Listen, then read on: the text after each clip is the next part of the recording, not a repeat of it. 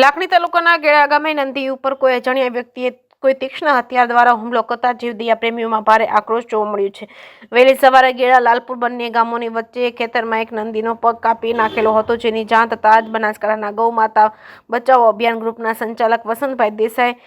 પાવડસાણને WhatsApp message દ્વારા થઈ હતી જાણ। ત્યારબાદ તેને ટીમના મિત્રો તેમજ ટેટોડાની રાજા રામ ગૌશાળા ગૌ હોસ્પિટલના ગૌ એમ્બ્યુલન્સ લઈને તાત્કાલિક ઘટનાસ્થળે પહોંચ્યા હતા। ત્યાં જઈને જોયું તો નંદીનો પાછળનો એક પગ 70% જેટલો પગ કપાઈ ગયો હતો, તેને ખૂબ જ ગંભીર ઘાયલ રીતે થયો હતો અને ત્યારબાદ તાત્કાલિક નજીકના પ્રાઇવેટ ડોક્ટરને બોલાવી દવા ટ્રીટમેન્ટ કરાવી ત્યારબાદ નંદીને ટીટોડાની રામ રાજા ગૌશાળામાં ગૌ હોસ્પિટલ ખાતે સારવાર અર્થે દાખલ કરવામાં આવ્યો છે, જેની જાણ ટેલિફોનિક થરાદ પોલીસ સ્ટેશને કરી હતી અને આગળની કાર્યવાહી હાથ ધરવામાં આવી હતી। જે કેસની ગુજરાતી સાથે ભરત ઠક્કર ડીસા। આપણા બનાસકાંઠા વિસ્તારમાં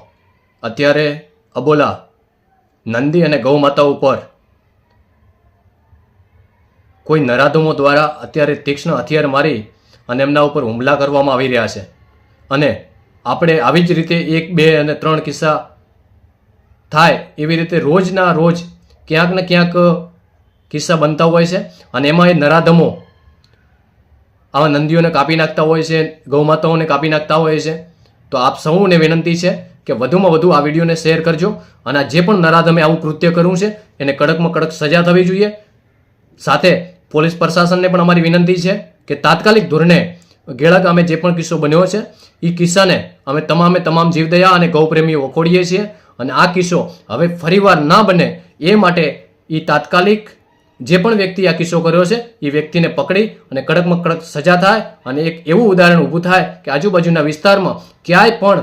ગૌ અને નંદી ઉપર કોઈ પણ વ્યક્તિ આવી રીતે તીક્ષ્ણ હથિયારો દ્વારા કોઈ પણ જાતનું અત્યાચાર ના કરે કે આવી રીતે કોઈ પણ ગૌ માતાને